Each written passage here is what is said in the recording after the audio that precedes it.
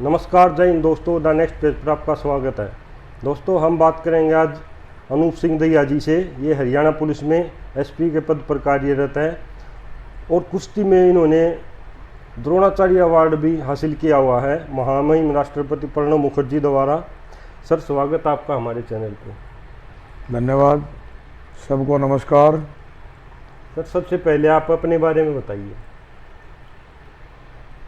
मैं 1982 में जो है हरियाणा पुलिस में भर्ती हुआ था और उसके बाद में मैंने कुश्ती शुरू की थी पुलिस में जाने के बाद, और मैं एशिया तक खेल के आया हूँ। नेशनल में 2 बार का गोल्ड मेडलिस्ट हूँ और 2 बार ब्रॉन्ज मेडल लिए।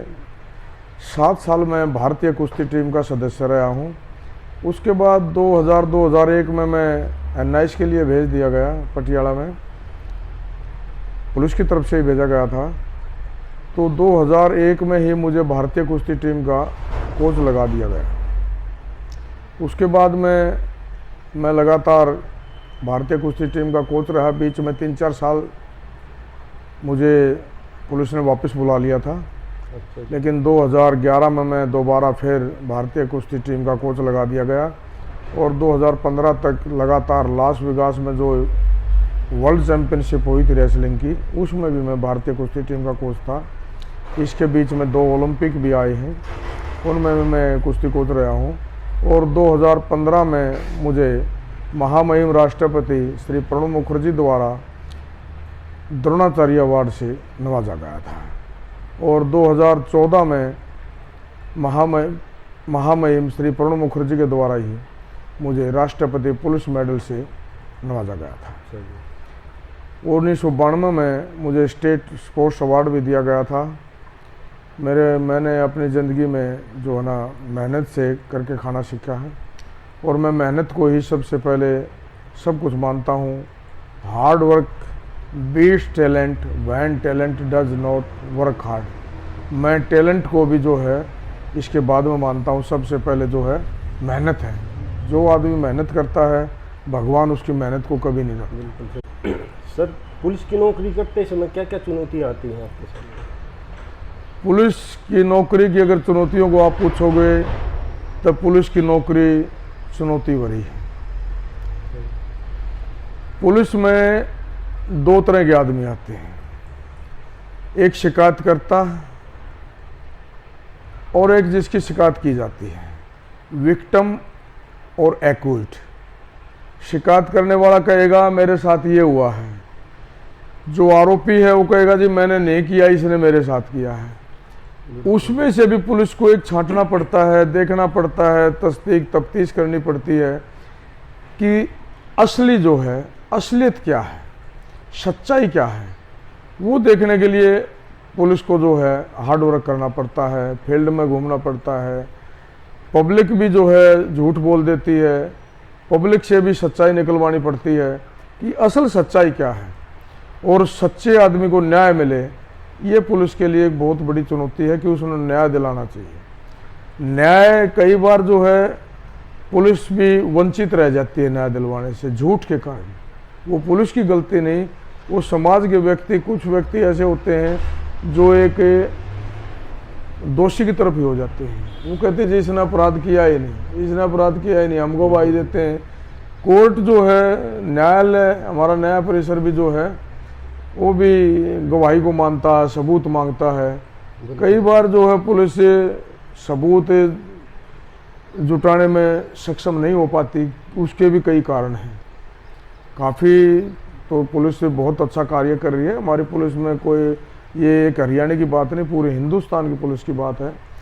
पुलिस को जो बहुत मेहनत करनी पड़ती है और कई बार ऐसा हो पाता है कि पुलिस की आंखों में भी धूल झोंक दी जाती है, जी असलियत ये है, असलियत ये है। क्योंकि शरीफ आदमी का कभी झुंड नहीं होता और बदमाशों के हमेशा झुंड मिलेंगे। शरीफ आदमी जो होगा समाज में, उसके साथ बहुत कम आदमी मिलेंगे आपको। यहाँ इसके विपरीत जो है, जो अपराधी क्रिमिनल टाइप के जो आदमी होंगे, उसके साथ क्रिमिनल ही आदमी जुड़े हुए होंगे। शरीफ आदमी वाले आदमी टूट सकते हैं, क्रिमिनल के आदमी नहीं टूटेंगे। ये पुलिस के लिए बड़ी चुनौती है, उसको एक सच्चाई पे लाना।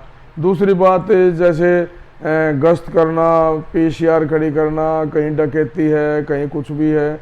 एक पुलिस की कमी बहुत है हमारी पुलिस के अंदर, नौजवानों की, अफसरों की कमियां हैं, जो कि एक आदमी को लगातार 20-20, 22-22, 10-10, 15-15 घंटे ड्यूटी करनी पड़ती है। उस आदमी को अपना घर भी देखना होता है, एक पर्सनल भी उसकी कोई लाइफ है। लेकिन मैं मानता हूं कि पुलिस वाले की पर्सनल लाइफ कुछ भी नहीं मानते लोग, जबकि पूरे समाज में वो भी एक समाज का प्राणी है। बिल्कुल। पुलिस भी एक पुलिस अधिकारी, पुलिस कर्मचारी, वो भी एक समाज के तत्व हैं, ऐसी बात नहीं है, समाज से जुड़े हुए हैं। लेकिन समाज के जो आदमी हैं वो उसको पुलिस समझते हैं। क्या उसको उसकी लाइफ नहीं है क्या? उसकी भी लाइफ है, उसका भी घर है, उसका भी सब कुछ चलता है। लेकिन ये कोई नहीं मानता पुलिस का आदमी चाहे 24 घंटे ड्यूटी देता हो, नौकरी करता है, क्या बात है, तनख्वाह लेता है। अरे भाई, तनख्वाह तो और महकमे भी लेते हैं, जो 8 घंटे ड्यूटी करते हैं। हमारे दफ्तर बाबू हैं, वो भी तो तनख्वाह लेते हैं, पुलिस वालों से ज़्यादा लेते हैं। हमारे टीचर भी हैं, वो बहुत हैं। एक पुलिस वाला ये थोड़ा है भाई 24 घंटे ड्यूटी करेगा उसकी तनख्वाह लेता है, वो भी अपने एक नॉर्मल तनख्वाह ही लेता है, 8 घंटे की नौकरी की तनख्वाह लेता है। लेकिन ड्यूटी उसको 24-24 घंटे भी करनी पड़ सकती है। यहाँ तक कि मैंने खुद लगातार 28 घंटे की ड्यूटी, कई बार मेलों में, इस तरह की बातों में, मतलब जैसे भी आंदोलन चल रहे हैं, इस तरह ड्यूटी तो है, कहीं कुछ हो रहा है, कहीं कुछ हो रहा है। पुलिस की बहुत चुनौतियाँ हैं। पुलिस की चुनौती मतलब हल भी नहीं हो सकती। नौकरी ऐसी है, बहुत कठिन नौकरी है पुलिस की, आसान नौकरी नहीं है। लेकिन ये मन के सोचने की बात है। जिस आदमी के मन में सेवा भाव है उसके लिए नौकरी आसान हो जाती है, और जिसके मन में सेवा भाव नहीं रहता उसके लिए नौकरी कठिन हो जाती है। बाकी पुलिस में मैं ये मानता हूँ कि पुलिस के अंदर रह के जो आदमी समाज की सेवा कर सकता है और किसी भी विभाग में नहीं कर सकता, किसी भी विभाग में नहीं कर सकता। मैं पुलिस को जो है कि समाज के लिए बहुत अच्छा विभाग मानता हूँ, बहुत अच्छा, कि समाज की हर पल सेवा करने वाला, उनके साथ देने वाला पुलिस विभाग जैसा कोई भी विभाग नहीं। सर, पुलिस समाज के विकास में क्या क्या योगदान कर सकती है? पुलिस समाज के लिए, अगर समाज को सुरक्षा दे पाती है पुलिस, तो इससे अच्छा और क्या योगदान होगा। पूरी सुरक्षा दे रही है पुलिस। उसकी कहीं, मैंने पीछे भी, आप भी देख रहे होंगे, कई बार ऐसे कोरोना के अंदर जो 24 घंटे जो कही है, सरकार भी कहती है घर के अंदर रहो, और पुलिस को कहती है तुम घर से बाहर रहो। तो पुलिस को घर से बाहर रहना पड़ रहा है, पुलिस ही कंट्रोल कर रही है सब। जबकि समाज जो है वो घर के अंदर, क्या पुलिस भी तो आदमी है, उसके अंदर भी तो वो 5 तत्व हैं। 5 तत्व से पुतला बनता है, वो सब 5 तत्व, पुलिस वाला 5 तत्व का बना हुआ है। वो कोई और किसी तत्व से नहीं बना हुआ कि भाई पुलिस वाला जो है कोई रोबोट बन रहा है या कुछ और है। उसके भी ये है, जल, वायु, मिट्टी, आकाश, अग्नि, इनसे ही पुलिस वाला बन रहा है। वो भी एक आदमी है, लेकिन वो ड्यूटी कर रहा है। ऐसे ऐसे भी हैं जो घर वालों ने डेड बॉडी लेने से मना किया, तो वहाँ पुलिस वालों ने उसका अपने हाथों पुटवा के दाह संस्कार किया है। काफ़ी आप लोगों ने, पूरे समाज ने देखा होगा। तो पुलिस का बहुत बड़ा, समाज के लिए बहुत बड़ा योगदान है। पुलिस ना हो तो समाज में चैन अमन नहीं हो सकता। पूरा चैन अमन लाने में पुलिस का बहुत बड़ा सहयोग है। और जब दुनिया सोती है तो बॉर्डर के ऊपर 2 फौज पहरा देती है और इंटरनल में पुलिस पहरा देती है। जबकि बॉर्डर, हमारी जो देश की सुरक्षा है वो मिलिट्री के हाथ में है, बीएसएफ के हाथ में है, और जो हमारे देश की इंटरनल सुरक्षा है वो पुलिस के हाथ में है। तो जब दुनिया सोती हो तो पुलिस जागती है। बिल्कुल सही बात है। सर, कुश्ती आपने कहाँ से शुरू की, कहाँ से प्रेरणा मिली आपको? कुश्ती दरअसल मैं बचपन से जब पहलवानों को देखता था तो मेरे अंदर भी रुचि आती थी, क्या मैं भी पहलवान बन सकता हूँ। तो जब मैं मैट्रिक के पेपर दे रखे थे तो मेरा रिश्ता घर वालों ने ले लिया। अच्छा जी। घर वालों ने लेने के बाद मैं, घर वालों के मन में आई, भाई लड़का शादी के लायक तो है नहीं, बच्चा आहा लग रहा है, क्यों नहीं इसको थोड़ा घी खिलाया जाए। तो मेरे चाचा लगते थे नाते में ताराचंद पहलवान, तो मैं ताराचंद पहलवान जी के साथ अम्बाड़ा भेज दिया गया। और वहाँ हमें 2 साल के बाद में, मतलब इस लेवल पर पहुँच गए हम कि स्टेट लेवल तक पोजीशन आने का हमारा हिसाब बन गया था। उसके बाद में मेरे को घुटने में चोट लग गई थी और मैं 2 साल बेड पर रह गया। लेकिन जो ही मैं वहाँ से ठीक होकर निकला, 85 में ठीक हो गया था, तो 86 में पहली बार मैंने नेशनल में पार्टिसिपेट किया था सांवला, मेरी 4th प्लेस आई थी। उसके बाद 87 में मेरा ब्राउन्ज मेडल आया, 88 में मैं किन्हीं कारणों से नहीं जा पाया। 89 के अंदर मेरा फिर पिंपरी पूना में हुआ था नेशनल, वहाँ गोल्ड आया। 90 में जमशेदपुर में हुआ था टाटा नगर में, वहाँ मेरा ब्राउन्ज आया।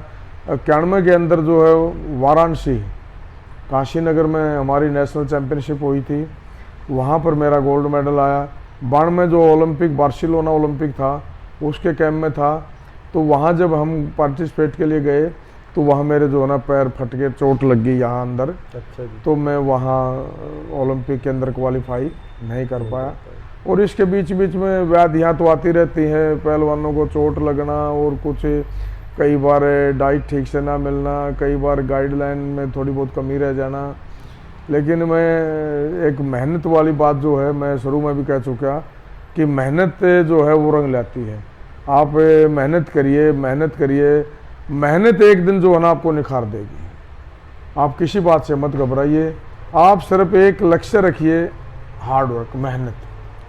आप हमेशा जो है पक्का सफल होंगे। बिल्कुल। मेहनत से वंचित मत रहिए, मेहनत भी ये करिए, उसके साथ आपको जो है टाइम टेबल आपका ठीक होना चाहिए, प्रैक्टिस जो है टाइम से करना और सारा काम जो है। और इसी के बल पर मैं पहलवानी में कामयाब होया, इसी के बल पर मैं नेशनल में और 92 में जो है 92 में मुझे स्टेट स्पोर्ट अवार्ड से नवाजा गया था हरियाणा सरकार के द्वारा। बाकी मैंने हालात तो ओलंपिक लड़ने के भी थे, काफ़ी रह जाती हैं कमियां किसी किसी कारण से। उससे पहले मेरे गुरुजी भी 89 में अम्बाड़ा में शहीद हो गए थे, ताराचंद पहलवान। जब सर से कोई हाथ उठ जाता तो फिर जो है ना आदमी, ये जो मेहनत है ना ये दबाव की है, अपनी मर्जी से बहुत कम होती है, दबाव होना बहुत ज़रूरी है। इसमें गुरु का हो, कोच का हो, परिवार का हो, लेकिन ज़्यादातर कोच का और गुरु का ही काम करता है। बच्चा यहाँ बशर्ते उसका आज्ञा का पालन करने वाला होना चाहिए। सर आप पुलिस में भी हो और कुश्ती में भी हो, दोनों में कोई आपका, दोनों में से कोई आपका एक्सपीरियंस, कोई अनुभव रहा है जो आप शेयर करना चाहते हो हमारे साथ, ताकि लोगों को पता चले, वो मोटिवेट हो? हाँ, देखो आदमी को कभी काम से नहीं झिझकना चाहिए। ये बात नहीं है मैंने कभी पुलिस की ड्यूटी नहीं की हो, मैंने रात को भी ड्यूटी की है, मैंने दिन में भी ड्यूटियाँ की हैं। जहाँ लॉ एंड ऑर्डर की कहीं भी ज़रूरत पड़ी मैं ड्यूटियों में गया हूँ, और मैं हर रैंक में रहा हूँ, हर रैंक में ड्यूटी। लेकिन वहाँ भी मैंने अपनी प्रैक्टिस नहीं छोड़ी। पुलिस के साथ साथ गेम करना बहुत अच्छी बात है, क्यों? नौकरी के बिना तो फिर हमारे डाइट का, घर को भी चलाना है, नौकरी तो कोई ना कोई करनी ज़रूरी है। खिलाड़ी के लिए आज के दिन बहुत ज़रूरी है नौकरी। इतना किसी के गांव में कोई ऐसा धंधा नहीं जो खिलाड़ी कर सके, वो धंधे में घुसेगा तो खेल नहीं कर सकता, इसलिए उसके लिए नौकरी ज़रूरी है। रही पुलिस वाली नौकरी की बात, पुलिस में व्याधियाँ बहुत हैं, ड्यूटियाँ भी बहुत हैं। वहाँ कोई एसपी के ऊपर बात होती है, किसी खिलाड़ी में मेहरबान हो जाए। मेरे ऊपर अधिकारी बहुत मेहरबान रहे हैं, मैंने जिस अधिकारी से जो टाइम मांगा तो मुझे टाइम टू टाइम मिला है। बाकी 7 साल मैं इंडिया टीम में कैंप में भी रहा हूँ, वहाँ तो चलो कैंप में जाने के बाद तो हम प्रैक्टिस ही करते हैं। डाइट भी भारत सरकार की अच्छी थी, लेकिन जो ग्राउंड लेवल पर जो डाइट खिलाड़ी को दी जाती है वो कई बार अवेलेबल नहीं हो पाती है। वहाँ सरकार भी थोड़ी बहुत जो है ना उसकी तरफ ध्यान दे तो वो चीज़ भी सुधर गा सकती है। जो खिलाड़ी की जो शुरुआत है ना वो भी बहुत कठिन है। उसमें शुरुआत में जैसे बच्चे को ए आ ई ऊ सिखाते हैं, इसी तरह खेल भी एक ऐसा ही हुनर है। खेल में भी शुरुआत में सिखाने पड़ता है उसको, उसके लिए डाइट भी ज़रूरी है, उसके लिए टाइम भी ज़रूरी है। अगर डाइट नहीं मिली तो उससे भी उसके जो है ना शरीर कमज़ोर पड़ जाएगा, पीला पड़ जाएगा, कोई बीमारी हो जाएगी। उसके लिए प्रॉपर खुराक की ज़रूरत है, और प्रॉपर खुराक जितनी मेहनत करेगा उसके साथ साथ वो सत्र बढ़ता चलाएगा। सपोर्ट्स में बता रहा था ग्राफ है, आज यहाँ हमारा एक पहलवान यहाँ बैठा है और ओलंपिक सत्र का पहलवान यहाँ, इतना फर्क है उसमें, देखो कितना फर्क है। उस पहलवान को हमने यहाँ तक ले जाना है, या किसी भी खिलाड़ी को यहाँ ले जाना है, क्यों जो ओलंपिक का मेडलिस्ट है वो 70 पे परफॉर्मेंस में है और हमारा जो मेडल वाला नहीं है वो यहाँ 70 में है, तो ये एक ग्राफ है। उसको ये नहीं कि हम यहाँ से सीधा चढ़ा दें, नहीं, उसके लिए हमारे 4 साल का, 2 साल का, 3 साल का हमने जो है एक शेड्यूल तैयार करना पड़ता है। उसके हिसाब से हमने क्या क्या कराना पड़ता है। यहाँ से ये ग्राफ चला, वो इतना चढ़ा, कोई भी जितने भी परफॉर्मेंस हो सीधी नहीं चढ़ती, डाउन अप जरूर, डाउन जरूर आएगी। लेकिन हमारे कोच की ड्यूटी क्या है कि हमने ये देखना है कि मेरा खिलाड़ी पीक पे कब आएगा। और उसके अगर मान लिया हमारा जो टूर्नामेंट का प्रोग्राम है वो मान लिया हमने 18 तारीख का है और मेरा खिलाड़ी पीक पाएगा 25 तारीख ने, क्या काम आएगी? मुझे नहीं काम आएगी। उससे पहले जो हमारा शेड्यूल चल रहा है, जो प्रोग्राम चल रहा है, उसकी पीक को बीच में थोड़ा डिस्टर्ब करके हमने 18 तारीख को उस पर पीक पर ले आना, ये कोच की ड्यूटी बनती है। ये खिलाड़ी का काम नहीं, खिलाड़ी को पता नहीं होता मैं कब पीक पे हूँ कब नहीं हूँ, ये कोच ने देखना पड़ता है। उसकी प्रैक्टिस को देख कर, उसके हाव भाव को देख कर, उसको चेहरे को भाप पे। एक कोच सिर्फ मेहनती नहीं, कोच एक साइकोलॉजिस्ट भी होता है। कोच हो, उस्ताद हो, उसको साइकोलॉजी हो, चेहरे को देख कर पढ़ना है, वो कोच माना जाएगा। ऐसे नहीं लाठी ठाई चलो करो करो करो करो मरो मरो, नहीं, उसके साइकोलॉजिस्ट होना भी कोच के लिए जरूरी है। जब वो ग्राफ चलेगा ना, ग्राफ के अनुसार जो है परफॉर्मेंस अप डाउन, एक बार खिलाड़ी डाउन पक्का आएगा, ये नहीं हो सीधा चला जाए, नहीं जाएगा, ऐसा कभी नहीं जाएगा, ये मेरा दावा। ग्राफ से चलेगा खिलाड़ी, चाहे डाउन कम आओ, अगर डाउन नहीं आया तो वो अप नहीं जाऊंगा, जो रुक गया तो वो फिर अप नहीं करेगा, थोड़ा डाउन अप, हाँ हो सकता है डाउन कम अप ज्यादा, डाउन कम अप ज्यादा, ऐसे जाएगा, डाउन जाएगा जरूर जाएगा। उसके लिए ऐसा है ना, जो लगातार प्रैक्टिस में डाउन होकर ही थोड़ा अप होगा। कई बार हम देखते खिलाड़ी को, खिलाड़ी भी सोचता यार मैं इसको हरा लेता था, आज मैं इससे डाउन हो गया, वो डाउन जो है ना उसकी परफॉर्मेंस जो है डाउन आती है। और जो पीक वाले, कई बार हम सोचते हैं यार मैंने इसको वहाँ उस कंपटीशन में हराया था, आज मैं इसने हरा लिया, तो उस टाइम वो डाउन फॉल में होता। कोच की जो ड्यूटी है, कोच का जो काम है, वो प्रैक्टिस के साथ साथ, अभ्यास के साथ साथ ये भी देखना पड़ता है कि भाई मेरा खिलाड़ी मैंने कंपटीशन के टाइम पे पीक पर लाना है, जब उसकी पोजीशन अच्छी आएगी। सर आप सामाजिक कार्यों में भी भाग लेते हो, उसके बारे में बताइए थोड़ा सा। समाज के कार्यों में आदमी ने जरूर साथ रहना चाहिए। समाज के बिना हमारे पास कुछ नहीं है। समाज के कार्यों में जैसे मैं देखता हूँ, मैं एक दिन वृद्धाश्रम में चला गया, वहाँ मैंने काफ़ी देखा, आ रहे उनको मच्छर खा रहे थे और कुछ कर रहे थे। मैंने उसको वृद्धाश्रम वालों से बातचीत की, आप कैसे हैं, किस किस परिवार से हैं, हम क्या मदद कर सकते हैं। चाहे मैं अकेला ना कर सकता, मैं 4 भाइयों को और जोड़ गए। वो बोले जी मच्छर खा रहे हैं, जाड़ी जुड़ी नहीं है। तो मैंने उसको जो भी कुछ मतलब अपनी तरफ से मैंने कहना नहीं चाहिए, आदमी ने करता रहना चाहिए समाज के लिए, उनके मच्छरों का इंतजाम किया और करना भी चाहिए। वो वृद्धाश्रम में इसीलिए आ रहे हैं कि उनके पास कोई पीछे सहारा नहीं है। काफियों की संतान कुछ ऐसे हमारे वृद्धाश्रम और अनाथालय किस लिए खोले गए हैं, ये हमारे संतानों में संस्कारों की कमियां हैं। कुछ संतान ऐसी हो जाती हैं जिसमें संस्कार नहीं होते, अपने माँ बाप को धक्का मारे निकाल देते हैं बाहर। वो संतान कभी भी कामयाब नहीं होगी, बिल्कुल कामयाब नहीं होगी, उसको भी एक दिन निकलना पड़ेगा। माँ बाप से बढ़कर कोई आश्रम नहीं है, कोई धाम नहीं है। मैं तो ये कहता हूँ माँ बाप भगवान है घर में। अगर किसी को मिलते हैं तो आदमी नसीब वाला है जिसके घर माँ बाप है, जिसके पास माँ बाप है। और ये हमें कभी नहीं कहना चाहिए कि माँ बाप मेरे पास रहते हैं। मैंने काफ़ी आदमी सुना भाई पिताजी माताजी कैसे हैं, हाँ मेरे पास रह रहे हैं। मैंने मेरी माँ 100 साल की होकर मरी है और आज मैं गाँव में रह रहा हूँ। मैं गांव में मेरा रहने का कारण क्या, शायद कोई हिंदुस्तान का एसपी ऐसे रैंक का होगा जो गांव में रहता होगा। मेरा रहने का कारण ये है कि मैं अपनी माँ के पास था। मेरी माँ जीवित थी। अभी 26 फरवरी को मेरी माँ 2021 में एक्सपायर हुई है। उसकी उम्र भी लगभग 100 साल के आसपास होगी थी और चलते हार पाया। उसने तो हमारे से पानी भी नहीं मांगा, लेकिन फिर भी मैं अपनी माँ के पास था, मेरे बच्चे अपनी दादी के पास।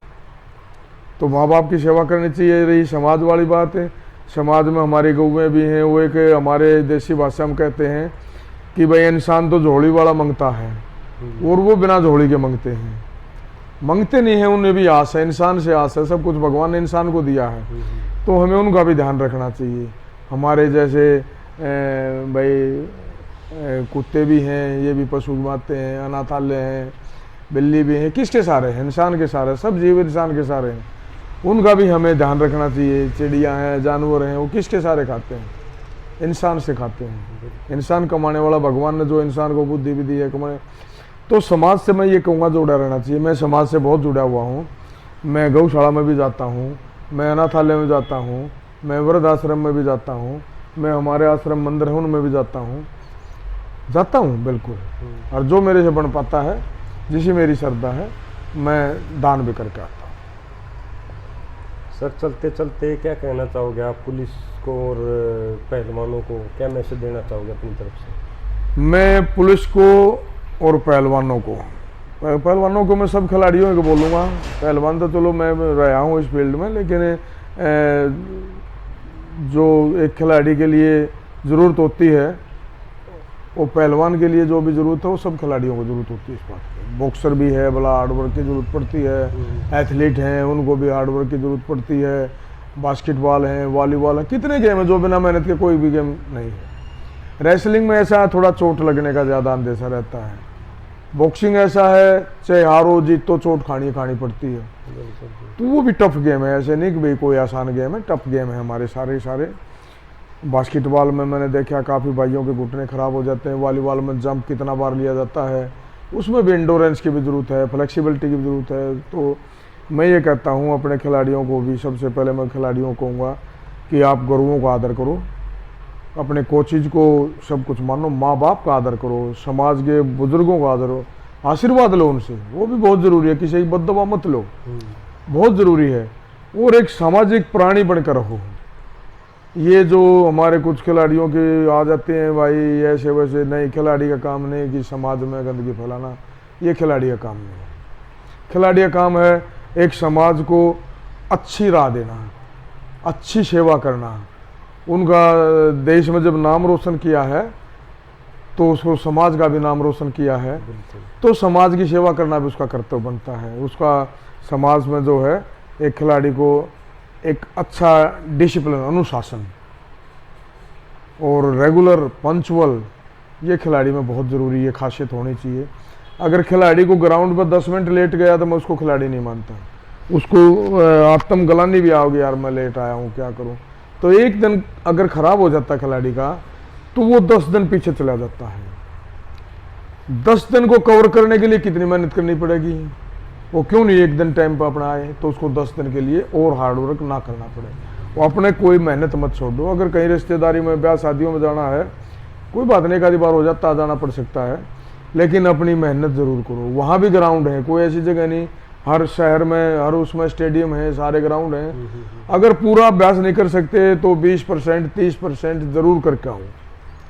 कुछ न कुछ उसको सब एक्टिविटियों पता होता है। और वो दोबारा कहता हूँ, अपने कोचेज का, अपने गुरुओं का, अपने माता पिता का, चाचा ताऊ का, परिवार का, समाज का सम्मान करो। जो अगर उसकी आज्ञा पालन नहीं करोगे तो आपको कुछ भी नहीं मिलेगा। रही पुलिस के लिए बात, पुलिस वाले मैं अपने अधिकारियों से तो क्या कहूँगा, मैं अपने साथी जो मेरे से हैं, मेरे साथी काफ़ी ऐसे रहे हैं जिनको मैंने देखा भी है, जो 24-24 घंटे, 20-20 घंटे, 18-18 घंटे, उनको त्यौहार पर छुट्टी नहीं मिलती पुलिस को। जो भी त्यौहार होता है पुलिस का थाने में मनाया जाता है, पुलिस लाइन में मनाया जाता है। बाकी दुनिया अपने घर दिवाली मना रही है, होली मना रही है, ईद मना रही है, और पुलिस वाला लठ लें ड्यूटी पर खड़ा है। वहाँ सबसे ज़्यादा शिकायतें त्यौहार को जाती है, हमारा चोट मार दी, माथा फोड़ दिया, खास करके होली दिवाली पे दारू पी कर दड़ूंगा करना, उड़दंग करना। और ये पुलिस के लिए चेतावनी है। लेकिन भाइयों को कहूँगा कि पुलिस की जब वर्दी पहनी है ना, तो उसको परेशानी मत मानिए। उसको जो है, इस भगवान ने ये खाकी वर्दी दी है पहनने के लिए, इसका मान सम्मान रखिए, इसका आदर रखिए। और जो कई भाई हमारे पुलिस की वर्दी में रह के भी हमने खाकी का खौफ, इस तरह जो है ना, मीडिया भी कई बार उछाल देती है, जैसे थोड़ी बात हो तो उसको बहुत बड़ा बना देती है। ऐसी बात नहीं है, पुलिस के अंदर सेवा भावना बहुत है। पुलिस सेवा भाव नहीं करती तो समाज चैन अमन से नहीं जी पाता। और मैं पुलिस वालों से आज दोबारा मैं ये अपील करूँगा कि मेरे भाई जो है ईमानदारी से वो अपनी ड्यूटी दें, अनुशासन में रहें, सीनियर को सीनियर माने, जूनियर उसके आदेश की पालना करे। तो पुलिस महकमे जैसा कोई महकमा नहीं है। आपको भगवान ने इतना अच्छा महकमा चुन के दिया, आप इस काबिल बने हैं, तो समाज की जितनी भी सेवा कर सकते हो, पुलिस से ज़्यादा कोई सेवा नहीं कर सकता। मैं पुलिस की बड़ी टफ ड्यूटी है, तो मैं अपने भाइयों से ये कहूँगा कि खाकी पहन ली तो इसकी दिक्कत ना माने। भाई सबसे बड़ी बात है, आप 24 घंटे ड्यूटी दें, 20 घंटे ड्यूटी दें, उसको अपना कर्तव्य समझें, भार ना समझें। ये हमारा कर्तव्य है, मैंने इसके लिए वर्दी पहनी है, मैं ये काम करूँगा, मैं समाज की सेवा करूँगा। और मुझे तो बड़ी खुशी मिलती है। मैं सही बताऊँ, मैं पुलिस की नौकरी करके बहुत खुश हुआ हूँ, और मैं ऊपर वाले का शुक्रगुजार करता हूँ। उस अपने गुरु ताराचंद पहलवान का भी शुक्रगुजार करता हूँ कि उसने पहलवानी में और पुलिस में मेरे को रहने की जो है प्रेरणा दी। बाकी मुझे काफ़ी प्रेरणा और लोगों से भी, अपने यारे पैरों से भी मिली है, मेरे दोस्तों से भी मिली है, मेरे माँ बाप से भी मिली है, मेरे चाचा ताऊ से भी मिली है, बाकी परिवारों से भी मिली है, रिश्तेदारों से भी मिली है, कोचों से भी मिली है। कोचिज़ों ने भी मेरा बहुत साथ दिया है। मुझे कोई ऐसा नहीं हुआ, कभी मुझे ऐसा फील नहीं हुआ कि रास्ते में मुझे कोई रोड़ा बन के आया हो। मुझे बहुत अच्छा लगा। और पुलिस की नौकरी से तो मैं अपने भाइयों को ये कहूँगा, जब आपने खाकी पहनी है तो 24 घंटे ही परवाह ना करें, अपनी ड्यूटी दें और पीड़ित की मदद करें। थैंक यू सर, हमारे साथ जुड़ने के लिए धन्यवाद। तो दोस्तों, ऐसी मोटिवेशनल वीडियो देखने के लिए आप हमारे चैनल को शेयर सब्सक्राइब करिए। मिलते हैं द नेक्स्ट पेज पर। Thank you. जय हिंद।